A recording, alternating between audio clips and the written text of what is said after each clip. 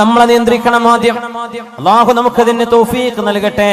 അതിന് നബി തങ്ങൾ ദുആ ഇറക്കാൻ പറഞ്ഞ ദുആയുണ്ട്. അല്ലാഹുമ്മ ആതി നഫ്സി തഖ്വാഹാ വസക്കിഹാ അൻത ഖൈറു മൻ സക്കാഹാ അൻത വലിയുഹാ വമൗലാഹാ. ഹബീബായ തങ്ങൾ പഠിപ്പിച്ച ദുആയാണിത്. അല്ലാഹുവേ ആതി നഫ്സി തഖ്വാഹാ, എന്റെ ശരീരത്തിന്റെ എന്റെ നഫ്സിനെ നിയന്ത്രിക്കാനുള്ള കഴിവ് നീ എനിക്ക് നൽകണേ റബ്ബേ. ഒരു മനുഷ്യൻ അവനവനെ കൺട്രോൾ ചെയ്യാൻ പറ്റാത്തൊരവസ്ഥ, അത് വലിയ അപകടമാണ്. നമുക്ക് നമ്മുടെ ഇമോഷൻസ്, നമ്മുടെ വികാരങ്ങള്, നമ്മുടെ വിചാരങ്ങള്, നമ്മുടെ തോന്നലുകള്, നമ്മുടെ വികാര വിക്ഷോഭങ്ങള് ഇത് നിയന്ത്രിക്കാൻ കഴിയാതെ വരുന്നത് വലിയൊരു ദുരന്തമാണ്. അല്ലാഹുവിനോട് ചോദിച്ച് പ്രാർത്ഥിച്ച് പഠിക്കണം. ഈ ദുആ നമ്മൾ ശരിക്ക് പഠിച്ചു വെക്കണം. അല്ലാഹുമ്മ റബ്ബേ ആതി നഫ്സി തഖ്വാഹാ, എന്റെ ശരീരത്തിന് ആവശ്യമായ ബോധം തഖ്വയും നിന്നെ കുറിച്ചുള്ള ഭയപ്പാടും നീ തന്നെ നൽകണേ റബ്ബേ. വസക്കിഹാ, എന്റെ ശരീരത്തെ നീ ശുദ്ധിയാക്കി തരണമേ. അൻത ഖൈറു മൻ സക്കാഹാ, നീയാണല്ലോ റബ്ബേ ശരീരത്തെ ഏറ്റവും നന്നാക്കി തരുന്നവൻ. അൻത വലിയുഹാ വമൗലാഹാ, എന്റെ ശരീരത്തിന്റെ ഉടമസ്ഥനും എന്റെ ശരീരത്തിന്റെ ഗാർഡിയൻ, എന്റെ ശരീരത്തിന്റെ രക്ഷിതാവ്, ഇതെല്ലാം നീയല്ലയോ റബ്ബേ, നീയല്ലയോ എന്റെ ഉടമസ്ഥൻ. അതുകൊണ്ട് നീ എന്നെ നന്നാക്കി തരണേ എന്ന് അള്ളാഹുവിനോട് നമ്മുടെ ഓരോ വിശ്വാസി ജനങ്ങളും ഓരോരുത്തരും ദുആ ചെയ്യണം. പ്രത്യേകിച്ച് നമ്മുടെ യുവാക്കളും യുവതികളും, ഏറ്റവും പ്രധാനമായി നമ്മുടെ ഉയർന്ന ക്ലാസ്സുകളിൽ പഠിക്കുന്ന വിദ്യാർത്ഥിനികള് ഈ ദുആ പഠിച്ചു വെക്കണം. ഒന്ന് ചൊല്ലി നോക്കൂ, നമുക്ക് ഒരുമിച്ച് ചൊല്ലാം. അല്ലാഹുമ്മ ആതി നഫ്സി തഖ്വാഹാ വസക്കിഹാ അൻത ഖൈറു മൻ സക്കാഹാ അൻത വലിയുഹാ വമൗലാഹാ. ഒരുപക്ഷേ നമ്മൾ കേട്ടു പരിചയപ്പെട്ട പ്രാർത്ഥനയാകും ഇത്. എപ്പോഴും ഇടക്കിടക്ക് തിന്മകളിലേക്ക് ചിന്ത വരുമ്പോൾ ദുആ ഇറക്കണം. റബ്ബേ എന്നെ നീ കാത്തുരക്ഷിക്കണമേ. ഒരു നേരത്തെ, ഒരു സെക്കൻഡ് നേരത്തെ നമ്മുടെ ചിന്തയിൽ വരുന്ന ഒരു ഭ്രമം മതിയാകും ജീവിതം തകരാൻ. ഒരു സെക്കൻഡ് നേരത്തെ നമ്മുടെ ശരീരത്തിന് തോന്നുന്ന ശഹ്വത്ത്, വൈകാരികമായ ഒരു ചിന്ത, ചുറ്റുപാടുകളെ സംബന്ധിച്ച് ബോധമില്ലാതെ, ശറഅനെ കുറിച്ച് ബോധമില്ലാതെ, അല്ലാഹുവിനെ കുറിച്ചും ഹബീബിനെ കുറിച്ചും ബോധമില്ലാതെ നമ്മൾ എടുക്കുന്ന ഒരു എടുത്തുചാട്ടമോ ഒരു വിവരക്കേടോ ജീവിതം മുഴുവൻ തകരാൻ അത് മതിയാകും. അല്ലാഹുവിനോട് കാവൽ ചോദിക്കണേ. അല്ലാഹുമ്മ ആതി നഫ്സി തഖ്വാഹാ വസക്കിഹാ അൻത ഖൈറു മൻ സക്കാഹാ അൻത വലിയുഹാ വമൗലാഹാ. മഹാനായ റബീഉ ഇബ്നു ഖുസൈം റളിയല്ലാഹു തആല അൻഹു കരഞ്ഞ് ശരീരമാസകലം മെലിഞ്ഞുണങ്ങിയിട്ട് മഹാൻ പറയുന്നു, വല്ലാഹി ഇൻഷാ അല്ലാഹു ലാ യസ്അലുനി റബ്ബി അന്നി വഖഅതു ബിഫാഹിശത്തിൻ അബദാ. അല്ലാഹുവിനോട് ദുആ ഇറക്കുകയാണ്. അല്ലാഹുവിന്റെ മുമ്പിൽ ശപഥം ചെയ്തു പറയുന്നു റബീഉ റളിയല്ലാഹു അൻഹു, വല്ലാഹ്, അല്ലാഹുവിനെ തന്നെയാണ് സത്യം. ഈ വാക്ക് പോലെ നമുക്കൊരു ധൈര്യപ്പെട്ട് പറയാൻ കഴിയോ? ധൈര്യപ്പെട്ട് പറയാൻ കഴിയുമോ? വല്ലാഹി, അല്ലാഹുവിനെ തന്നെയാണ് സത്യം. ഇൻഷാ അല്ലാഹ്, ഇൻഷാ അല്ലാഹ് ലാ യസ്അലുനി റബ്ബി അന്നി വഖഅതു ബിഫാഹിശത്തിൻ അബദാ. എന്നോട് അല്ലാഹു ഒരിക്കലും എന്തുകൊണ്ട് റബീഅേ നിങ്ങൾ ഒരു വ്യഭിചാരം ചെയ്തു എന്ന് എന്റെ റബ്ബനോട് ചോദിക്കുന്ന അവസ്ഥ ഉണ്ടാവരുത്. കണ്ണുകൾക്ക് വ്യഭിചാരമുണ്ടെന്നും കാതുകൾക്ക് വ്യഭിചാരമുണ്ടെന്നും നാവിന് വ്യഭിചാരമുണ്ടെന്നും കൈകൾക്കും കാലിനും വ്യഭിചാരമുണ്ടെന്നും മഹാനായ റസൂലുള്ളാഹി സ്വല്ലല്ലാഹു അലൈഹി വസല്ലം മോശമായി ഇക്കിളിപ്പെടുത്തുന്ന കഥകൾ എഴുതി വിടുന്നത്, ടൈപ്പ് ചെയ്യുന്നത്, വാട്സപ്പിൽ വിടുന്നത്, ഫേസ്ബുക്കിലൂടെ അപ്ലോഡ് ചെയ്യുന്നത്, മോശപ്പെട്ട മനുഷ്യനെ വികാരപ്പെടുത്തുന്ന, മനുഷ്യനെ തിന്മയിലേക്ക് കൊണ്ടുപോകുന്ന ഇക്കിളി പൈങ്കിളി കഥകൾ എഴുതിവിടുന്ന ആളുകളുടെ വിരൽ തുമ്പുകൾ ചെയ്യുന്നത് ഒരു വ്യഭിചാരമാണ്. അത് വായിക്കുന്നവന്റെ കണ്ണ് ചെയ്യുന്നത് വ്യഭിചാരമാണ്. അത് കേൾക്കുന്നത് വ്യഭിചാരമാണ്. അത്തരം വിഷയങ്ങൾ അറിയാനും ആസ്വദിക്കാനും നടന്നു പോകുന്നത് കാലുകൊണ്ട് ചെയ്യുന്ന വ്യഭിചാരമാണ്. അത് മനുഷ്യന്റെ ജനനേന്ദ്രിയം ഒന്നുകിൽ ശരിവെക്കും, അല്ലെങ്കിൽ അതിനെ എതിർക്കും. ശരിവെച്ചാൽ അതിനർത്ഥം അവൻ ശരിയായ തിന്മയിൽ ചെന്ന് പതിക്കുന്നു. മഅദല്ലാഹ്. അതുകൊണ്ട് ഈ രണ്ട് കവിതകളുടെ ആശയം വളരെ വലുതാണ്. നമ്മൾ ഒറ്റക്കിരിക്കുമ്പോഴോ ആരാരും അറിയില്ലെന്ന് തോന്നുമ്പോഴോ നമ്മുടെ ഖൽബിന്റെ ഉള്ളിൽ പറയണേ, എന്നെ അല്ലാഹു കണ്ടുകൊണ്ടിരിക്കുകയാണ്. വഇദാ ഖലൗത ബിരീബത്തിൻ ഫീ ദുൽമത്തിൻ وإذا خلوت بريبة في ظلمة والنفس داعية إلى الطغيان فاستحي من نظر الإله وقل لها إن الذي خلق الظلام يراني. الله നമുക്ക് ആ ബോധം നൽകട്ടെ. നമുക്ക് നമ്മെ നിയന്ത്രിക്കാനുള്ള കഴിവ്. നാളെ ഖബറിൽ പോയി കിടക്കുമ്പോ വേണ്ടില്ലായിരുന്നുവെന്ന് പശ്ചാത്തപിക്കുന്ന, നമ്മളെ തെറി പറയുന്ന, നമ്മളെ ശപിച്ചു കളയുന്ന ജീവിതത്തിൽ വരുന്ന അബദ്ധങ്ങൾ ഉണ്ടാവരുതേ. നാളെ മഹ്ശറായിലേക്ക് നമ്മുടെ കിതാബ് നൽകപ്പെടുമ്പോ, യാ അബ്ദി, എന്റെ ദാസനെ, ഹൽ വലമക ഹഫളതി, നിന്റെ കർമ്മങ്ങൾ എഴുതി വെക്കാൻ ഞാൻ നിശ്ചയിച്ച എന്റെ മലക്കുകൾ, എന്റെ ഉദ്യോഗസ്ഥന്മാർ നിന്നോട് അതിക്രമം ചെയ്തിട്ടുണ്ടോ? നീ ചെയ്യാത്തത് നീ ചെയ്തുവെന്ന് നിന്റെ പേരിൽ എഴുതി വെച്ചതാണോ? എന്റെ മലക്കുകളോട് നിനക്ക് വല്ല അന്യായം തോന്നുന്നുണ്ടോ? നീ ചെയ്യാത്തത് അവർ ചെയ്തു എന്ന് പറയുകയും നീ ചെയ്ത നന്മകളെ അവർ എഴുതാതിരിക്കുകയും ചെയ്തിട്ടുണ്ടോ എന്ന് അല്ലാഹു ചോദിക്കുന്ന നേരത്ത്, യാ വൈലതാ യാ ലൈതനീ ലം അത്തഖിദ് ഫുലാനൻ ഖലീലാ എന്ന് നാശമേ, എന്റെ നാശമേ എന്ന് വിളിച്ചു പറയുന്നൊരു ഗതികേട് അല്ലാഹു നമ്മൾ ആർക്കും വരുത്താതെ റബ്ബ് തആല അല്ലാഹു നമ്മെ കാത്തുരക്ഷിക്കട്ടെ. ഇമാമുനാ ബുഖാരി റഹ്മത്തുള്ളാഹി അലൈഹി സ്വഹീഹ് എഴുതി വെച്ച മഹാനവറുകൾ പറഞ്ഞു, വല്ലാഹി മാ കദബ്തു കദിബതൻ, ഞാൻ എന്റെ ജീവിതത്തിൽ ഒരു നുണ പോലും പറഞ്ഞിട്ടില്ല. വലഗ്തബ്തു മുസ്ലിമാ, ഒരു മുസ്ലിമിനെ പോലും ഞാൻ ഗീബത്ത് പറഞ്ഞിട്ടില്ല. മുൻദു അലിംതു അന്നൽ ഗീബത തസ്രി ബി അഹ്ലിഹാ, ഗീബത്ത് ദോഷമാണെന്നും അത് തെറ്റാണെന്നും ഞാൻ മനസ്സിലാക്കിയ നാള് മുതൽ ഞാനൊരു നുണയും പറഞ്ഞിട്ടില്ല എന്ന് പറയണമെങ്കിൽ ഇതൊരു ധൈര്യമാണ്. നമുക്കത് പറയാൻ കഴിയോ? വലഗ്തബ്തു മുസ്ലിമൻ, ഒരു മുസ്ലിമായ മനുഷ്യനെയും ഞാൻ ഗീബത്തും പറഞ്ഞില്ല. ഇത് പറയാനുള്ള ഒരു കരുത്ത്, ഒരു തരത്തിലുള്ള ധൈര്യം മഹാനായ ഇമാമുന ബുഖാരി റഹ്മത്തുള്ളാഹി അലൈഹി. അതുകൊണ്ട് മുഅ്മിനേ, നമ്മൾ ഇന്ന് ചർച്ച ചെയ്യുന്ന വിഷയം, തിന്മകൾ കാണുമ്പോൾ ആ തിന്മകൾ തിന്മയാണെന്ന് വിളിച്ചു പറയാനും തിന്മകളെ തിരുത്താനും, തിന്മകൾ നടക്കാതെ ഈ രാജ്യത്തെ, നമ്മുടെ നാടിനെ, മനുഷ്യ സമൂഹത്തെ മൃഗങ്ങളുടെ സ്വഭാവങ്ങളിൽ നിന്ന് മനുഷ്യത്വത്തിലേക്ക് തിരിച്ചു കൊണ്ടുവരാൻ ചെറിയവർക്കും വലിയവർക്കും ആണുങ്ങൾക്കും പെണ്ണുങ്ങൾക്കും അവർക്ക് ഇടപെടേണ്ട അനിവാര്യതയുണ്ട്. പ്രത്യേകിച്ച് ഇന്ന് അവനവന്റെ ചിന്തകളും ആശയങ്ങളും ഒരാളെയും വേദനിപ്പിക്കാതെ എന്നാൽ തെറ്റുകൾക്ക് തിരുത്ത് ലോകത്തിന് പറഞ്ഞു കൊടുക്കാനുള്ള മീഡിയ സംവിധാനങ്ങൾ ഓരോരുത്തരുടെയും കയ്യിലുണ്ടായിരുന്നിട്ട് എന്തുകൊണ്ടൊരു തിരുത്ത് നമ്മൾ കൊടുത്തില്ല എന്ന് അള്ളാഹു ചോദിച്ചാൽ, ഞാൻ പറഞ്ഞാൽ അത് ആര് കേൾക്കാനാണ് എന്ന ഒരു മറുപടി 21ാം നൂറ്റാണ്ടുകാർക്ക് പറയാൻ കഴിയില്ല. ഈ ഫേസ്ബുക്കും വാട്സപ്പും ഉള്ള കാലത്ത് തിന്മകളെ തിന്മകളായിട്ട് തന്നെ അതിനെ മനസ്സിലാക്കുകയും അത് തിരുത്താനുള്ള ആഹ്വാനം നടത്തുകയും ചെയ്യേണ്ട അനിവാര്യത ഹബീബായ നബി തങ്ങൾ പറഞ്ഞു. മുൻ സമുദായങ്ങൾ നശിപ്പിക്കപ്പെട്ടു പോയവരുണ്ട്. എത്രയോ ആളുകൾ നമ്മൾ പെട്രയെ കുറിച്ച് പറയും. ജോർഡാനിന്റെ ഭാഗമാണ് പെട്ര. ജോർഡാനിന്റെ ഈസ്റ്റിലേക്ക്, നോർത്ത് ഈസ്റ്റിലേക്ക്, സൗദി അറേബ്യയുടെ നോർത്ത് വെസ്റ്റിലേക്ക് മദായിൻ സാലിഹ്, അതിനിപ്പുറത്ത് പെട്ര, ആ പ്രദേശങ്ങൾ സമൂദ് ഗോത്രക്കാർ, സാലിഹ് നബി അലൈഹിസ്സലാമിന്റെ ആളുകൾ ജീവിച്ചു പോയ സ്ഥലം ഇന്ന് ടൂറിസ്റ്റ് കേന്ദ്രങ്ങളാണ്.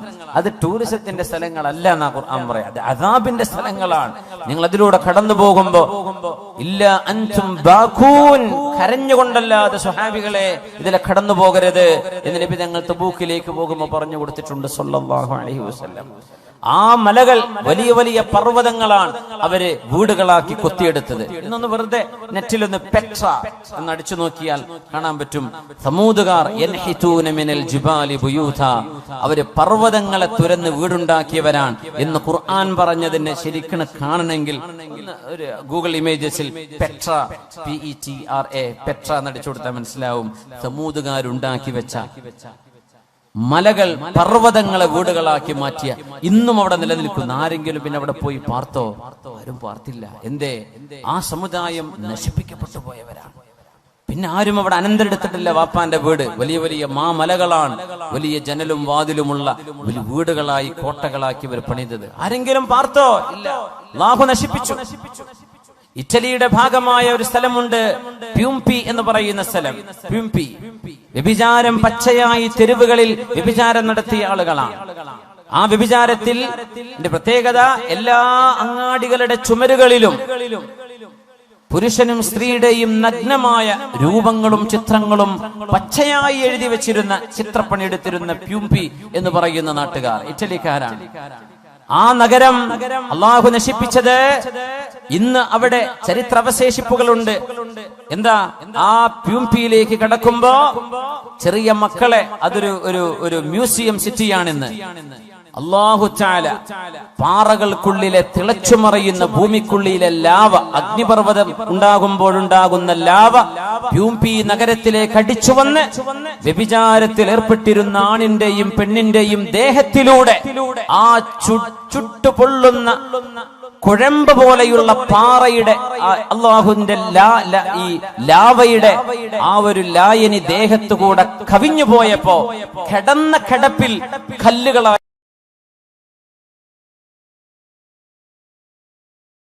മാറിയ മനുഷ്യന്മാർ ഇന്നും ആ മ്യൂസിയം പോലെയുള്ള ഈ പ്യൂംപിയിലേക്ക് ചെറിയ കുട്ടികളെ കൊണ്ടുപോകില്ല. എന്തേ?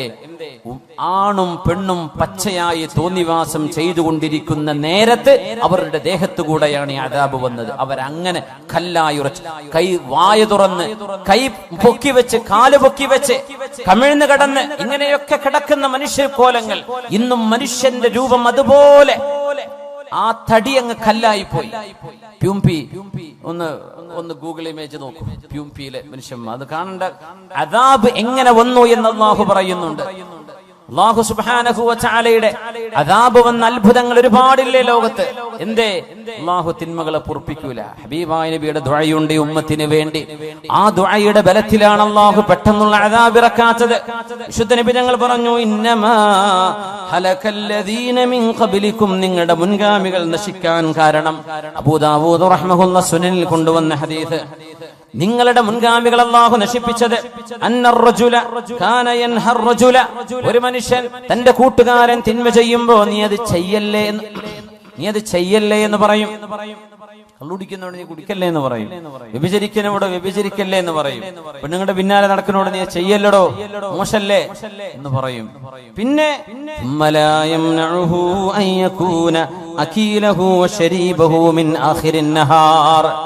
രാവിലെ തന്റെ കൂട്ടുകാരൻ തെറ്റ് ചെയ്യുമ്പോ അവനോട് പറയും, ചെയ്യല്ലടോ, നീ എന്താണോ ഈ കാണിക്കുന്നത് എന്ന് പറഞ്ഞിട്ട് ആ തെറ്റ് ചെയ്യുന്ന അതേ ആളിന്റെ കൂടെ വൈകുന്നേരമാകും പറയും, നമുക്ക് ഭക്ഷണം കഴിക്കാൻ പോവല്ലേ, എവിടുക്ക പോവാ, നമുക്ക് ഇടക്കിടക്ക് പോവാ, നിലമ്പൂരിലേക്ക് പോവാ, കോഴിക്കോട്ടേക്ക് പോവാ. എന്നിട്ട് ആ തെറ്റ് ചെയ്തവൻ അവനോടായി വന്ന് രാവിലെ പറഞ്ഞത് നീ ചെയ്ത് തെറ്റാണത്, ചെയ്യല്ലേ എന്ന് പറഞ്ഞ അവന്റെ കൂടെ ആ തെറ്റിഷ്ടപ്പെടുന്നവനോട് കൂടെ തന്നെ പോയി ഭക്ഷണം കഴിക്കുകയും കൂടെ ഇരുന്ന് വെള്ളം കുടിക്കുകയും ചെയ്യും. തിന്മ ചെയ്യുന്ന ആളുകളോട് വെറുപ്പില്ലാതിരിക്കുക. ഒരു വിഷയം ഗൗരവത്തിൽ നമ്മൾ മനസ്സിലാക്കണം. നമ്മൾ തെറ്റ് ചെയ്യുന്നുണ്ടോ ഇല്ലേ എന്നതിനപ്പുറം തെറ്റിനോട് നമ്മുടെ മനസ്സിൽ ഇഷ്ടമുണ്ടോ ഇല്ലേ എന്നാ ചോദിക്കേണ്ടത്. വ്യഭിചാരം കിട്ടിയ തരക്കേടില്ല എന്നാ മനസ്സിൽ തോന്നുന്നത്. അടി കിട്ടുമല്ലോ എന്ന് പേടിച്ചിട്ടാ ചെയ്യാണ്ടിരിക്കുന്നത്. അത് ഈമാനല്ല. തിന്മകളോട് വെറുപ്പ് വേണമെന്നാണ്. ആ വെറുപ്പ് നമ്മുടെ കൽബിലുണ്ടോ? ഇന്നഹു കാന ഫാഹിഷതൻ വസാഅ സബീല, അല്ലാഹു മോശമാണ്, വളരെ മോശമാണ് എന്ന് അല്ലാഹു പറഞ്ഞത്. ഞാൻ എന്റെ ജീവിതത്തിലേക്ക് കൊണ്ടുവന്ന എന്റെ ഭാര്യയല്ലാതെ എന്റെ ശരീരത്തിന്റെ രഹസ്യങ്ങൾ അറിയാൻ മറ്റൊരാളില്ല എന്ന് നമ്മുടെ കൽബിൽ നമ്മൾ ഉറക്കുന്നുണ്ടോ? കള്ളു കുടിക്കാൻ ആഗ്രഹമുണ്ട്, പക്ഷേ കുടിക്കാറില്ല. അതല്ല ഈമാൻ. തിന്മയോട് വെറുപ്പ് നമുക്ക് തോന്നുന്നുണ്ടോ എന്നാ ചോദിക്കേണ്ടത്. നമുക്ക് തിന്മയോട് വെറുപ്പുണ്ടോ? ഈമാനിന്റെ പ്രത്യേകത അതാണ്. അല്ലാഹുമ്മ ഹബ്ബിബ് ഇലൈനൽ ഈമാൻ വസയ്യിൻഹു ഫീ ഖുലൂബിനാ വകർരിഹ് ഇലൈനൽ കുഫ്റ വൽ ഫുസൂഖ വൽ ഉസ്യാൻ വഉലൈക ഹുമുർ റാഷിദൂൻ. ഒരു പ്രാർത്ഥന, ഖുർആനിന്റെ ആയത്തിൽ നിന്നുണ്ടാക്കിയ പ്രാർത്ഥന. അല്ലാഹു തആല ഉലൈക ഒരു വിഭാഗത്തെ കുറിച്ച് ഹബ്ബബ ഇലൈഹിമുൽ ഈമാൻ, അല്ലാഹു അവർക്ക് ഈമാനിനെ മഹ്ബൂബാക്കി കൊടുത്തു. വിശ്വാസം, അല്ലാഹുവിലുള്ള വിശ്വാസം, പരലോകത്തേക്ക് റബ്ബിനെ കാണാൻ പോകണം, നാളെ വിചാരണയുണ്ട്, നാളെ ഖബറിന്റെ ഉള്ളിൽ ശിക്ഷയുണ്ട്, രക്ഷയുണ്ട്, നാളെ സിറാത്തുണ്ട്, മീസാനുണ്ട്, ഹിസാബുണ്ട്, സ്വർഗമുണ്ട്, നരകമുണ്ട്, അല്ലാഹുവിനെ കാണുന്ന ഒരു ലിഖാ ഉണ്ട് എന്ന് വിശ്വസിക്കുന്ന ആ വിശ്വാസം ഖൽബിലേക്ക് ഇഷ്ടപ്പെടുകയും വസയ്യനഹു ഫീ ഖുലൂബിഹിം, അവരുടെ ഖൽബിൽ അല്ലാഹു വിശ്വാസം മനോഹരമാക്കി കൊടുക്കുകയും ചെയ്തു. അവരിൽ അല്ലാഹു നമ്മെ പെടുത്തി തരട്ടെ. വകറഹ ഇലൈഹിമുൽ കുഫ്ര വൽ ഫുസൂഖ വൽ ഇസ്യാൻ, പാപം ചെയ്യുന്നതും തോന്നിവാസം ചെയ്യുന്നതും അവിശ്വാസവും നിരീശ്വരവാദവും പറയുന്നതും പ്രവർത്തിക്കുന്നതും ചിന്തിക്കുന്നതും അവരുടെ ഖൽബിലേക്ക് അല്ലാഹു വെറുപ്പാക്കി കൊടുത്തു. റബ്ബിനോട് നമ്മൾ അത് ചോദിച്ചു വാങ്ങണം. അല്ലാഹുമ്മ ഹബ്ബിബ് ഇലൈനൽ ഈമാൻ വസയ്യിൻഹു ഫീ ഖുലൂബിനാ വകർരിഹ് ഇലൈനൽ കുഫ്ര വൽ ഫുസൂഖ വൽ ഇസ്യാൻ. തിന്മകളോട് വെറുപ്പുണ്ടാവലാണ് ഈമാനിന്റെ അടയാളം. ഇപ്പൊ ലോട്ടറി അടിച്ചാൽ എനിക്ക് അടിക്കാത്തോണ്ട് കുഴപ്പമില്ല, അടിച്ചു കഴിഞ്ഞാൽ ഞാൻ ഏതെങ്കിലും മൂലയിൽ നിന്ന് മസല ഉണ്ടാക്കിയിട്ട് അത് ഹലാലാക്കും എന്നാണ് കൽബിന്റെ ഉള്ളിലുള്ളതെങ്കിൽ ഈമാനില്ല. കിട്ടാത്തോണ്ടാണ്, അടിച്ചു കിട്ടിയോക്കണ്ടേ, എന്തെങ്കിലും മസല ഉണ്ടാക്കിയിട്ട് ആ കാശ് ഇങ്ങോട്ട് കയ്യിലാക്കും, ഇതാണ് നമ്മുടെ ഉള്ളിലിരിപ്പെങ്കിൽ അതല്ല ഈമാൻ. കള്ളുടിയന്മാരെ കാണുമ്പോഴേ എന്റെ ടേസ്റ്റ് എന്താന്ന് അറിയാൻ പൂതി ഉണ്ടായിരുന്നു, നടക്കൂലല്ലോ. ആ പൂതി വരാൻ പാടില്ല. വ്യഭിചാരം, ഒരുത്തങ്ങം വന്ന് പറയടോ ഞാൻ മറ്റോള ചാടിച്ചു, ഇവിടെ ചാടിച്ചു, എന്നെ കൊണ്ട് പറ്റിയിട്ടില്ലല്ലോ എന്നാ തോന്നണതെങ്കിൽ ആ പറയണോ ഈമാനില്ല. വെറുപ്പ്, തിന്മയോട് വെറുപ്പ് വരണം എന്നാ, അതാണ് ഈമാൻ. അത് നമുക്ക് വരുന്നുണ്ടോ എന്നാ വിഷയം. തിന്മയോട് വെറുപ്പ്, എന്ത് മുമ്പ് കൊണ്ടുവന്ന് വെച്ചാലും ഞാൻ തൊടൂല എന്നതാണ്. മഹാനായ അബ്ദുല്ലാഹി ഇബ്നു ഹുദാഫത്തു സഹ്മി റളിയല്ലാഹു അൻഹു, ഉമറുൽ ഫാറൂഖ് റളിയല്ലാഹു അൻഹുവിന്റെ കാലത്തെ ഫാറൂഖ് റളിയല്ലാഹു അൻഹു മദീനക്കാരോട് മുഴുവൻ, ആ മഹാനുഭാവൻ റോമെന്ന് വരുമ്പോ മദീനക്കാരോട് മുഴുവൻ വിളംബരം ചെയ്തു. മദീനക്കാർ മദീനയുടെ ഗേറ്റിലേക്ക് വന്നു നിൽക്കണം. അന്ന് നഗരങ്ങൾക്ക് ഗേറ്റ് ഉണ്ടാവും. കരുളായിക്ക് ഒരു ഗേറ്റ് ഉണ്ടാവും, നിലമ്പൂർക്ക് ഒരു ഗേറ്റ് ഉണ്ടാവും, എടക്കരക്ക് ഒരു ഗേറ്റ് ഉണ്ടാവും. ആ ഗേറ്റിനുള്ളിൽ കടക്കാൻ പറ്റും എന്ന പോലെ. ഇവിടെ നമുക്ക് നമ്മുടെ നാട്ടിൽ ഗേറ്റൊന്നും ഉണ്ടായിട്ടില്ല. പക്ഷെ അറബ് രാജ്യങ്ങളിൽ സമർക്കന്ദിലും ബുഖാറയിലും ഇന്ന് പോയാൽ കാണാൻ പറ്റും പഴയ കാലത്തെ അവരുടെ കോട്ടയുടെ മതിലുകൾ. ഒരു നഗരത്തിന് ഭിത്തി ഉണ്ടാവും. മദീനക്കന്ന് ഭിത്തിയുണ്ട്. മദീനയുടെ ഭിത്തികളിലേക്ക് പുരുഷന്മാർ മുഴുവനും ഇറങ്ങിച്ചെല്ലണം. എന്നിട്ട് അബ്ദുല്ലാഹി ഇബ്നു ഹുദാഫത്തു സഹ്മി വരുമ്പോൾ ആ മഹാനുഭാവന്റെ നെറ്റിയിൽ മദീനക്കാർ മുഴുവനും ഉമ്മ വെക്കണം, ചുംബിക്കണം, ആ മഹാന്റെ നെറ്റിയിൽ മുത്തണം എന്ന് ഫാറൂഖ് റളിയല്ലാഹു അൻഹു ഉത്തരവിട്ട സ്വഹാബിയാണ് അബ്ദുല്ലാഹി ഇബ്നു ഹുദാഫത്തു സഹ്മി. എന്താ കാരണം എന്നറിയോ? എന്തിനാണ് മദീനക്കാർ മുഴുവൻ ആ മഹാനെ ചെന്ന് സ്വീകരിക്കണം? ഒരു കാരണമുണ്ട്. റോമക്കാരുമായി നടന്നൊരു യുദ്ധത്തിൽ ഒരുപാട് മുസ്ലിമീങ്ങളെ അവര് ബന്ദികളാക്കി പിടിച്ചപ്പോ മഹാനായ അബ്ദുല്ലാഹി ഇബ്നു ഹുദാഫത്തു സഹ്മി റളിയല്ലാഹു അൻഹുവിനെ പിന്തിരിപ്പിക്കാൻ ഏറ്റവും ഈമാനുള്ള ഒരാളെ, മുസ്ലിമീങ്ങളിൽപ്പെട്ട ഒരാളെ കൊണ്ടുവാ എന്ന റോമൻ എംപറർ ഉത്തരവിട്ടപ്പോ അന്ന് പിടിച്ചു കൊണ്ടുപോകപ്പെട്ടത് ഈ സ്വഹാബിയാണ്, അബ്ദുല്ലാഹി ഇബ്നു ഹുദാഫത്തു സഹ്മി റളിയല്ലാഹു അൻഹു. രാജാവ് ചോദിച്ചു, ഇസ്ലാം വിട്ടിങ്ങോട്ട് ക്രിസ്ത്യാനി മതത്തിലേക്ക് വാ. ഞാൻ വരൂല. നിനക്ക് എന്റെ അധികാരത്തിന്റെ പകുതി ഞാൻ തരാം. എന്റെ അധികാരത്തിന്റെ പകുതി, പഞ്ചായത്തിന്റെ പകുതി അല്ലേ കൊടുക്കണത്. റോമൻ എംപയർ എന്ന് പറഞ്ഞാൽ ഇന്നത്തെ യൂറോപ്പ് മുതൽ തുർക്കി മുതൽ ഇറാഖ് വരെ ജോർഡാനിലൂടെ കടന്നു പോകുന്ന പ്രവിശാലമായ ലോകത്തിന്റെ പകുതി. ഇന്നൊരു വീട് വെച്ചരാന്ന് പറഞ്ഞാൽ ഞാൻ ക്രിസ്ത്യാനി ഏത് മതച്ചായിക്കോളെ, എനിക്കൊരു വീട് കിട്ടിയാൽ മതി. ഇതാണ് മനുഷ്യന്മാരുടെ ഈമാന്റെ അവസ്ഥ. പാല് പാക്കറ്റ് കിട്ടിയാൽ ഞാൻ പോന്നോളാം, എന്റെ കിഡ്നി ചികിത്സക്ക് പൈസ കിട്ടിയാൽ ആരാ തരുന്ന ഓരോ മതത്തിലേക്ക് ഞാൻ പോരാം എന്ന് പറയുന്ന ഒരു ഈമാനിന്റെ ദുർബലത ഈ മഹാന്റെ സംഭവമായി നമ്മൾ തുലനം ചെയ്യണം. എന്റെ രാജ്യത്തിന്റെ പകുതി തരാം, എനിക്ക് വേണ്ട, ഞാൻ വരില്ല. ഇസ്ലാം ഉപേക്ഷിക്കുന്നില്ലെങ്കിൽ നിന്നെ കൊല്ലുന്നു, കൊന്നോളൂ. എന്നെ പിടിച്ചിട്ട് ഒരു കുരിശിൽ തറച്ചു. രാജാവ് പറഞ്ഞു അമ്പയ്യാം, പക്ഷെ ദേഹത്ത് കൊള്ളരുത്, പേടിപ്പിച്ചാൽ മതി എന്ന് പറഞ്ഞു. അദ്ദേഹം കൂളായിട്ട് കിടന്നെടുത്തു. അവരങ്ങനെ അമ്പ ചെയ്തു. ഒരു കുലുക്കല്ല, ഒന്നും ചെയ്യേണ്ട, ഇറക്കിക്കൊള്ളുന്നു. പിന്നെ ചെയ്തതൊരു ഏറ്റവും വലിയ ക്രൂരതയാണ്. ആ മഹാനുഭാവനെ ജയിലിലടച്ചു, ഭക്ഷണം കൊടുത്തില്ല. 4 ദിവസം കഴിഞ്ഞ് ഭക്ഷണമില്ലാണ്ട്, എന്നിട്ട് ഒരു കുപ്പി കള്ളും അതോടൊപ്പം പന്നിമാംസം, പോർക്ക്, പന്നിമാംസം വേവിച്ചതും കൊണ്ടുപോയി കൊടുത്തു, ജയിലിൽ കൊണ്ടുപോയി വെച്ചു കൊടുത്തു. ആ നേരത്ത് മഹാൻ പറഞ്ഞൊരു വാക്കുണ്ട്, അല്ലാഹുവേ, ഒരു മനുഷ്യൻ കുടുങ്ങുന്ന നേരത്തെ ഇത് ഹലാലാണെന്ന് നീ എനിക്ക് വിധിച്ചിട്ടുണ്ട്. അങ്ങനെയാണല്ലോ. വേറെ ഒരു ഭക്ഷണമില്ല, ഒന്നും കയ്യിലില്ല, ഒരു വെള്ളവുമില്ല, തൊണ്ട വരണ്ട് മരിക്കാൻ പോവാൻ. അങ്ങനത്തെ ഒരു ഘട്ടത്തിൽ അവനവന്റെ ജീവൻ നിലനിർത്താൻ മാത്രം ഒരു ഹറാം അള്ളാഹു അനുവദിച്ചു കൊടുക്കുന്നു. ഒരു ഘട്ടത്തിൽ ആ നേരത്തൊരു മാംസം അതേയുള്ളൂ, വേറെ ഒന്നും ഒരു ഭക്ഷണവും ലഭ്യമല്ല. ആ ഒരു പന്നിമാംസം കഴിച്ചില്ലെങ്കിൽ അവൻ ജീവൻ അപകടത്തിലാണ്, അവൻ മരിച്ചു പോകും. അങ്ങനത്തെ ഒരു ഘട്ടത്തിൽ അത് അനുവദി ഇല്ലാമൽ തുരിർത്തും എന്ന് ഖുർആൻ പറഞ്ഞതിനർത്ഥം അതാണ്, നിങ്ങൾക്കൊരു നിർബന്ധമായ ഒരു സാഹചര്യം. യൂറോപ്പിലേക്കൊക്കെ യാത്ര പോകുമ്പോ എത്രയോ ആളുകൾ ഷെങ്കൻ വിസ എടുത്ത് പോകും. ഫ്രാൻസും ജർമ്മനിയും ഇറ്റലിയും സ്വിറ്റ്സർലൻഡും ഒക്കെ കണ്ടുപോരാം. അവിടുത്തെ മീറ്റ് ഹലാൽ മീറ്റ് ആവണമെന്നില്ല, അവിടുത്തെ ചിക്കൻ ഹലാൽ ചിക്കൻ അല്ല. വേറെ നിർവാഹമല്ലല്ലോ എന്ന് പറയുക, കഴിക്കും. വേറെ നിർവാഹം വെജിറ്റേറിയൻ കഴിക്കൂടെ, സീ ഫുഡ് കഴിച്ചൂടെ? അതിനെ പറ്റിയല്ല ഈ പറഞ്ഞത്. ജീവൻ അബ്ദുല്ലാഹ് ഇബ്നു ഹുദാഫത്ത് സഹ്മി ജയിലിലാണ്, കൊണ്ടുപോയി കൊടുത്തു. മഹാൻ ആ ഭക്ഷണത്തോട് രാജാവ് പരീക്ഷിക്കുകയായിരുന്നു ഈമാന്റെ അളവ്. നമ്മളൊക്കെ ഒന്ന് ആലോചിക്കണം മുഅ്മിനെ, എന്താ നമ്മളെ ഈമാനും നമ്മളും തമ്മിലുള്ള അവസ്ഥ എന്താണ്? ആ മഹാനൊരു വാക്ക് പറഞ്ഞവരുടെ മുമ്പിൽ, അല്ലാഹുവേ, ജീവിതത്തോട് മല്ലടിക്കുന്ന, മരണം മുന്നിൽ കാണുന്ന ഒരു മനുഷ്യന് ദാഹാർത്തനായ എന്റെ മുമ്പിൽ നീ ഹറാമായ വെള്ളവും ഹറാമായ മദ്യവും നീ ഹലാല് പോലെ അനുവദിക്കുന്നുണ്ട് എന്ന് എനിക്കറിയാം റബ്ബേ. ഈ മാംസം എനിക്കിപ്പോൾ കഴിക്കൽ ഹലാലാണെന്ന് എനിക്കറിയാം. 4 ദിവസമായി ഞാൻ പട്ടിണിയിലാണ്.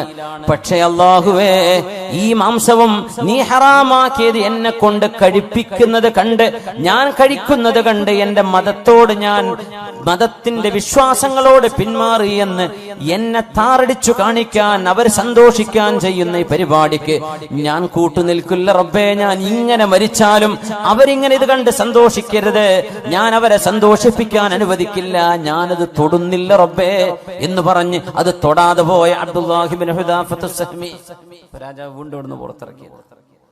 6-7 സ്വഹാബിമാരെ ഒരു വലിയൊരു ചെമ്പിൽ തിളച്ച എണ്ണയിൽ ജീവനോടെ കൊണ്ടുപോയിട്ടിട്ടുണ്ട്. നമ്മളൊക്കെ റോഹിംഗ്യൻ മുസ്ലിമീങ്ങളോട് ചെയ്യുന്ന അദാബ് കാണുമ്പോൾ മനസ്സൊക്കെ പിടച്ചു പോകും. നമുക്ക് ഉറക്കം വരൂല, ആഴ്ചകളോളം ഭക്ഷണം കഴിക്കാൻ കഴിയില്ല റബ്ബേ. പാവം മനുഷ്യരോട് കാണിക്കുന്ന ക്രൂരത കണ്ടോ? സ്വഹാബികൾ അതിലേറെ സഹിച്ചു. 6-7 സ്വഹാബിമാരെ തിളച്ച എണ്ണ തിളപ്പിച്ചിട്ട് ജീവനോടെ അവിടെ പിടിച്ചു വെക്കപ്പെട്ട സ്വഹാബികൾ പറഞ്ഞു, അബ്ദുല്ലാ, നീ പിന്മാറിയില്ലെങ്കിൽ നിന്നെ ഇതാണ് ഞങ്ങൾ ചെയ്യാൻ പോകുന്നത്. അദ്ദേഹം കരഞ്ഞു. എന്തിനാ കരച്ചിലെന്ന് ചോദിച്ചു. ഞാൻ കരയുന്നത് എനിക്കൊരു ശരീരമല്ലേ ഉള്ളൂ, ഇതൊന്ന് നിങ്ങൾ ഇട്ട് കഴിഞ്ഞാൽ എന്റെ തടി തീർന്നില്ലേ? എനിക്ക് ഇങ്ങനെ 1000 ശരീരം ഉണ്ടായിരുന്നെങ്കിൽ ഞാൻ കൊതിച്ചു പോവുകയാണ്. ഒന്നല്ലേ ഉള്ളൂ, ആ സങ്കടത്തോടാണ് ഞാൻ കരയുന്നത്. ഇത് കണ്ടപ്പോഴാണ് രാജാവിന് ബോധ്യപ്പെട്ടത്, ഇസ്ലാം, ഇവര് മുസ്ലിം ആകുന്നത് പൈസക്ക് വേണ്ടിയല്ല. ഇവർ ഇസ്ലാം സ്വീകരിച്ചത് സത്യം, ധർമ്മം, യുക്തിബദ്ധമായൊരു വിശ്വാസ പ്രമാണം, ഇത് ലോകത്ത് ഇത് മാത്രമുള്ളൂ എന്ന് ബോധ്യപ്പെട്ടതിന്റെ പേരിലാണ്. ആ ഒരു വിശ്വാസത്തിന്റെ പ്രതീകമായ അബ്ദുല്ലാഹി ഇബ്നു ഹുദാഫത്ത് സഹ്മിയെ ഒന്നും ചെയ്യാതെ ശിക്ഷിക്കാതെ ഇയാൾ വെറുതെ വിടാൻ പോവുകയാണ് രാജാവ്. ഈ മനുഷ്യന്റെ ഈമാനിന്റെ ഘനം കണ്ടിട്ട് നമുക്ക് അങ്ങനത്തെ ഒരു ചെറിയൊരു ഘട്ടം വന്നാൽ എന്തായിരിക്കും നമ്മുടെ അവസ്ഥ? നമ്മളെ കീഴടങ്ങി കൊടുക്കൂലേ? അന്നേരം രാജാവ് പറഞ്ഞു, അബ്ദുല്ലാ, അവസാനത്തെ ഒരു ചോദ്യം, നീ എന്റെ നെറ്റിയിലൊന്ന് ഉമ്മ വെക്കുമോ? നെറ്റിയിൽ ഉമ്മ വെക്കെന്ന് പറഞ്ഞാൽ ഞാൻ താഴെയാണ്, നിങ്ങൾ മീതയാണ്, ഞാൻ നിങ്ങളെ ബഹുമാനിച്ചു, ഞാൻ ഒന്നുമല്ല എന്നൊരു സമ്മതിപ്പിക്കലാണത്. അദ്ദേഹം പറഞ്ഞു, ഞാൻ ചെയ്യാം, പക്ഷേ ഒരു കണ്ടീഷൻ ഉണ്ട്. ഞാനത് ചെയ്താൽ എന്റെ കൂടെയുള്ള 10, 70, 80 സ്വഹാബിമാർ, മുസ്ലിമീങ്ങൾ, താബിഈങ്ങളുണ്ട്, അവരെ നിങ്ങൾ വിട്ടയക്കണം എന്റെ കൂടെ.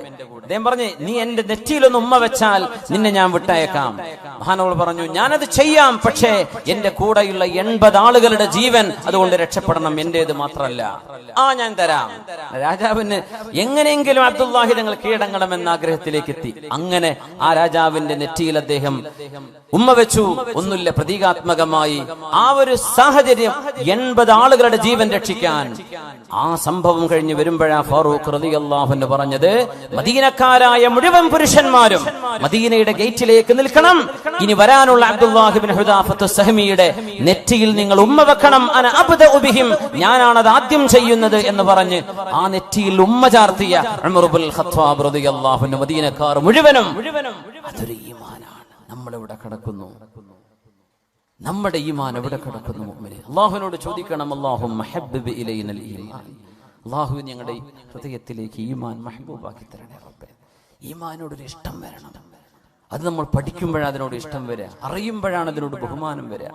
അല്ലാഹുമ്മ ഹബ്ബിബ് ഇലൈനൽ ഈമാൻ وزينه في قلوبنا وكره إلينا الكفر والفسوق والعصيان وجعلنا من الراشدين.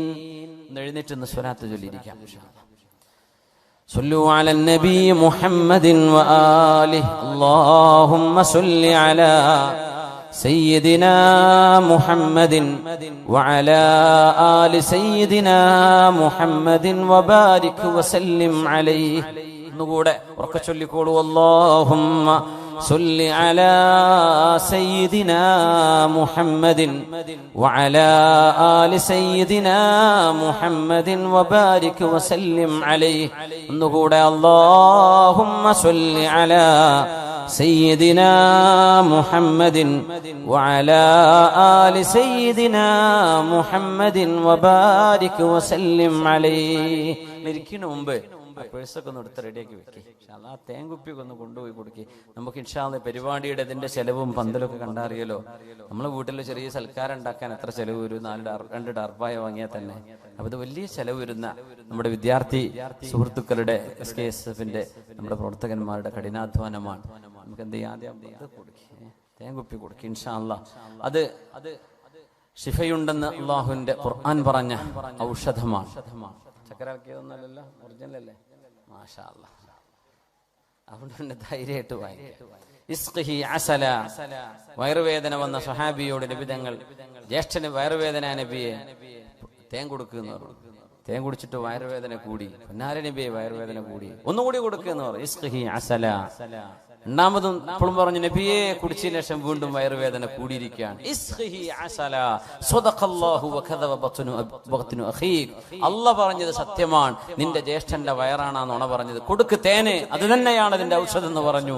മൂന്നാമതും കൊടുത്തു, അതിൽ സുഖമായി. വളരെ സ്വഹീഹായ ഹദീസാണ്. ഇൻഷാ അല്ലാഹ് അല്ലാഹു ശിഫ നൽകട്ടെ. ബിസ്മില്ലാ. എല്ലാവർക്കും കൂടെ വാങ്ങിക്കാൻ എല്ലാവർക്കും തികയോ? ഉള്ളവരെന്തേ നല്ലൊരു സംഖ്യ കൊടുക്കുക. ഒരു 500 കുറയാതൊക്കെ കൊടുത്താൽ നമുക്ക് ഏകദേശം നമ്മുടെ ചെലവിലേക്കൊക്കെ കിട്ടുമെന്നും പറയാൻ പറ്റൂലല്ലേ? ഉണ്ടാവോ? ബിസ്മില്ലാ. ഒന്ന് ഞാൻ എടുത്തു, ബാക്കി എന്ത് ചെയ്യാ? എല്ലാവരും വാങ്ങിക്കും. ബിസ്മില്ലാ.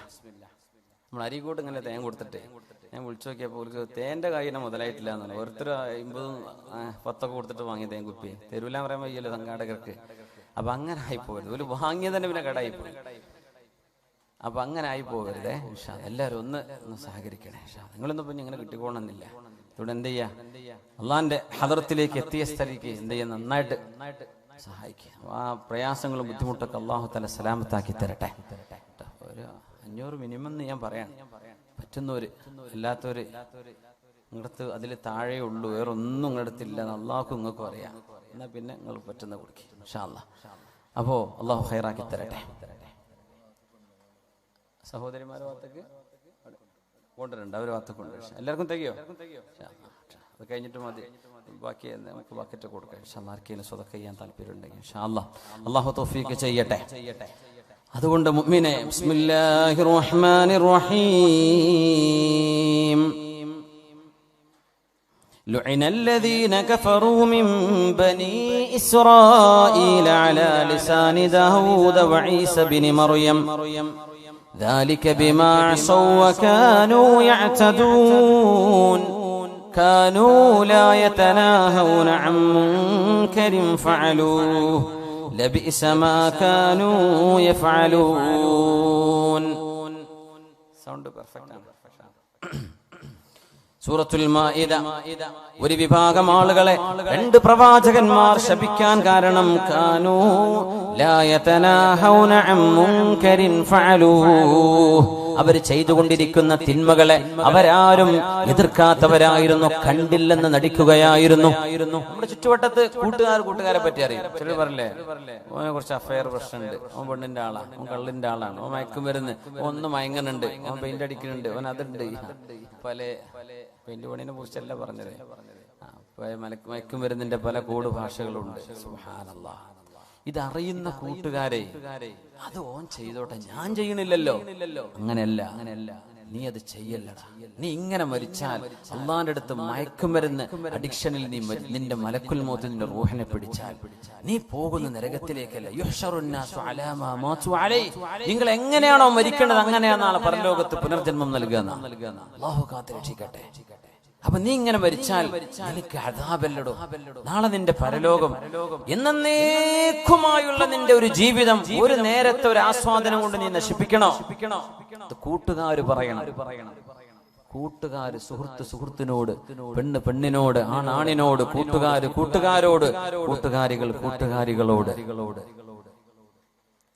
തിന്മയിൽ നിന്ന് മോചിപ്പിക്കണം. ബോയ് ഫ്രണ്ടും ഗേൾ ഫ്രണ്ടും ഉള്ള ആൾക്കാരൊക്കെ ഉണ്ടാവും. അവർക്കറിയാം, കൂട്ടുകാർക്കറിയാം, അവർ വലിയ രസത്തിലാ പറയാം, അത് അവന്റെ ഫ്രണ്ട് നമുക്കറിയാം. നീ എന്തെങ്കിലും ഇടപെട്ടോ, അവരോട് പറഞ്ഞോ ഇത് തിന്മയാ, ചെയ്യരുത്, അരുതാത്തതാണ്, അല്ലാഹു ഇഷ്ടപ്പെടില്ല.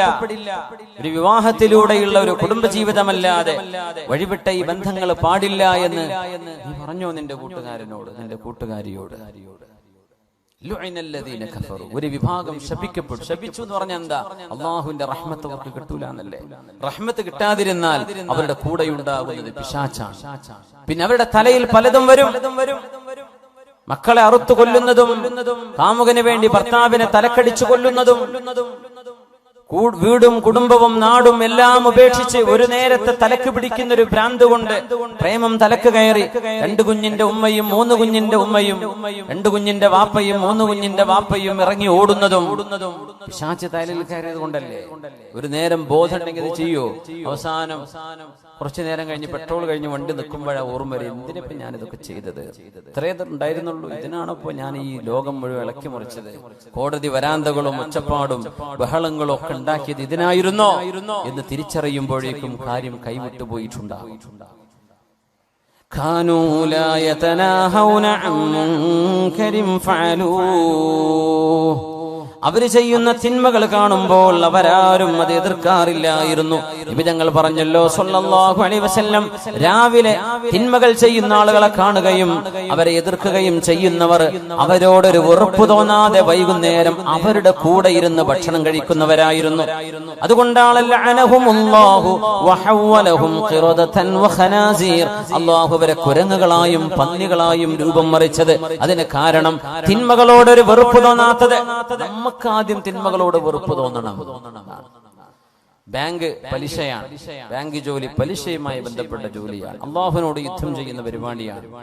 അത് ഏത് രാഷ്ട്രീയ സംഘടനക്കാർ നേതൃത്വം കൊടുത്താലും ബാങ്ക് പരിപാടി നമുക്ക് പാടില്ലാത്തതാണ്. അത് ഹറാമു തന്നെ.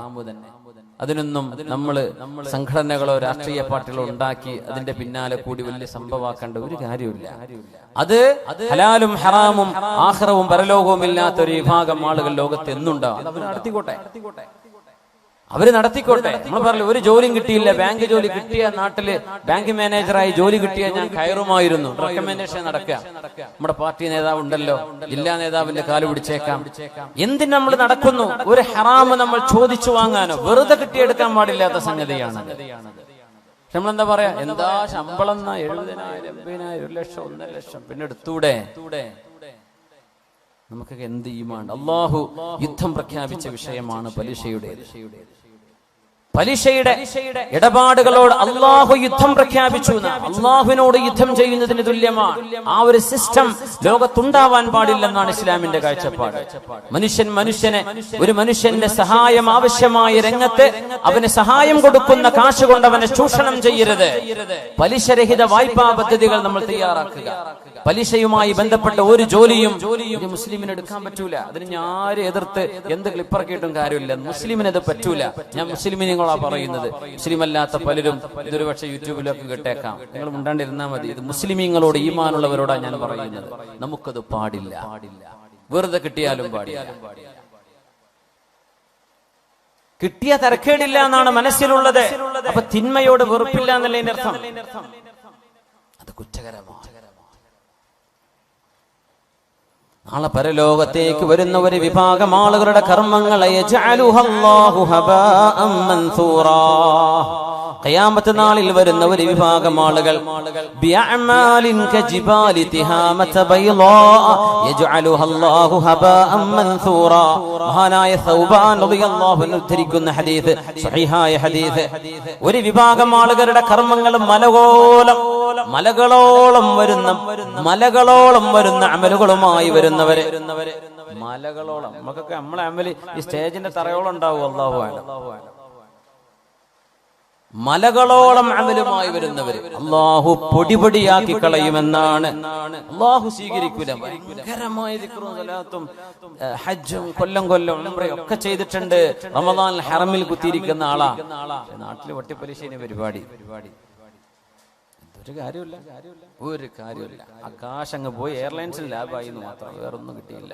ട്രാവൽസ് يجعلها الله هباء منثورا جلهم لنا صفهم لنا يا رسول الله لئلا نكون منهم ونحن لا نعلم.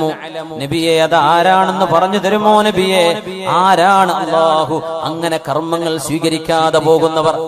ആരുടെ അമലാണ് അല്ലാഹു സ്വീകരിക്കാത്തത്? ഞങ്ങൾ പറഞ്ഞു കൊടുത്തു. ആരാണെന്ന് അറിയുമോ? നമ്മൾപ്പെട്ടവരെ, നമ്മുടെ ആശയങ്ങളുള്ളവരെ, ഇസ്ലാമിന്റെ ഭാഷയിൽ സംസാരിക്കുന്നവരെ. أولئك قوم إذا خلوا بمحارم الله انتهكوها. അല്ലാഹുവിന്റെ ഒരു ഹറാമിന്റെ അവസരം കിട്ടിയാൽ ഞാനത് ചെയ്യും എന്ന് മനസ്സിൽ കൊണ്ടു നടന്ന ആളുകളാണ് അവര്. അവര് ചെയ്തവരാണെന്നല്ല ഖുർആൻ പറഞ്ഞത്. ചെയ്തവരാണെന്നല്ല. ദീനിന് നേതൃത്വം കൊടുക്കുന്നവരെ, ഉസ്താദുമാര് വരും, മുഅല്ലിം, ചെറിയ ക്ലാസ്സിലെ 1-ാം ക്ലാസ് മദ്രസ പഠിപ്പിക്കുന്ന ആള് മുതല്, അങ്ങ് സ്വദർ മുതല്, വാദ് പറയുന്ന ആള് മുതല്, മുദർരിസ് മുതല്, ഖാദി മുതല്, ഖാദിൽ ഖുദാത്ത് മുതല്, എല്ലാവിധ മുഫ്തിമാരുടെ മുഫ്തിമാര് മുതല്, എല്ലാ ലോകത്തിന്റെ പണ്ഡിതന്മാര്, വിദ്യാർത്ഥിനികള് മുഴുവൻ, ഇൽമിനുമായി ബന്ധപ്പെട്ട മുഴുവൻ ആളുകൾ ഒക്കെ ഭയങ്കരമാണ്. പക്ഷേ ഇദാ ഖലൗ ബിമഹാരിമില്ലാ, ആരാരും അറിയില്ല എന്ന് കണ്ടാൽ, ഒരു തെറ്റിന് അവസരം കിട്ടിയാൽ അവരത് ചെയ്യുന്ന മനസ്സുള്ളവരായിരുന്നു. അത്തരം ആളുകളുടെ അമല് എത്ര വലിയ അമലാണെങ്കിലും അല്ലാഹു സ്വീകരിക്കില്ലെന്ന് പരിശുദ്ധ റസൂൽ സ്വല്ലല്ലാഹു അലൈഹി വസല്ലം. എന്താ അതിന്റെ വിഷയം എന്നറിയോ? ഈമാൻ കടന്നിട്ടില്ല. എന്തേ? തെറ്റ് ചെയ്യാൻ അവസരം ഇല്ലാത്തതുകൊണ്ടൊന്നും കുരുത്തക്കേടില്ലാണ്ട് പോയതാണ്. നേരെ മറിച്ച് വ്യഭിചാരത്തിന്റെ അവസരമുള്ള ഒരു സാഹചര്യത്തിൽ ജീവിച്ച ഒരാൾ വേണമെങ്കിൽ കിട്ടും, വേണമെങ്കിൽ വിളിച്ചാൽ ഇറങ്ങി വരും. അല്ലെങ്കിൽ തിന്മയുടെ സാഹചര്യം റെഡിയാണ്. അല്ലെങ്കിൽ മദ്യപാനം, അല്ലെങ്കിൽ മയക്കുമരുന്ന് പറ്റിയ ടീമുണ്ട് നമ്മുടെ നാടുകളിലുള്ള. എനിക്കറിയില്ല ഇവിടുത്തെ നമ്മുടെ നെടുങ്കയത്തിന്റെ അവസ്ഥ എന്താണെന്ന് അറിയില്ല, ഞാൻ ഇവിടെ വന്ന് നോക്കിയിട്ടൊന്നുമില്ല. പക്ഷേ ഒരുവിധം ടൂറിസ്റ്റ് കേന്ദ്രങ്ങൾ, വെള്ളച്ചാട്ടവും തടാകങ്ങളൊക്കെ ഉള്ളൊരു കാടുകള് ഒക്കെ കള്ളും കുപ്പിയായിരിക്കും ഉണ്ടാവുക. സുബ്ഹാനല്ലാഹ്. മനുഷ്യന്മാര് കയറി കള്ളുടിക്കാൻ വരിക.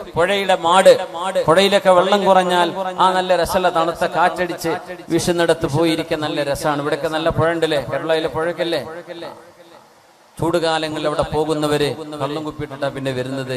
രാവിലെ ചെന്ന് നോക്കുമ്പോ ഇവിടെ നല്ല മദ്യം പൊളി മാത്രല്ല, അതിന്റെ കൂടെ കള്ളും കുടിച്ചിട്ടുണ്ട് എന്ന് പിന്നെ ചെല്ലുന്നവർക്ക് ബോധ്യപ്പെടുന്നു. അപ്പേ എന്താണിത്? ഒരവസരം കിട്ടാത്തത് കൊണ്ട് ഇവനൊന്നും ചെയ്തില്ല. പക്ഷേ അവസരം കിട്ടിയവരൊക്കെ അടിച്ചു പൊളിച്ചു.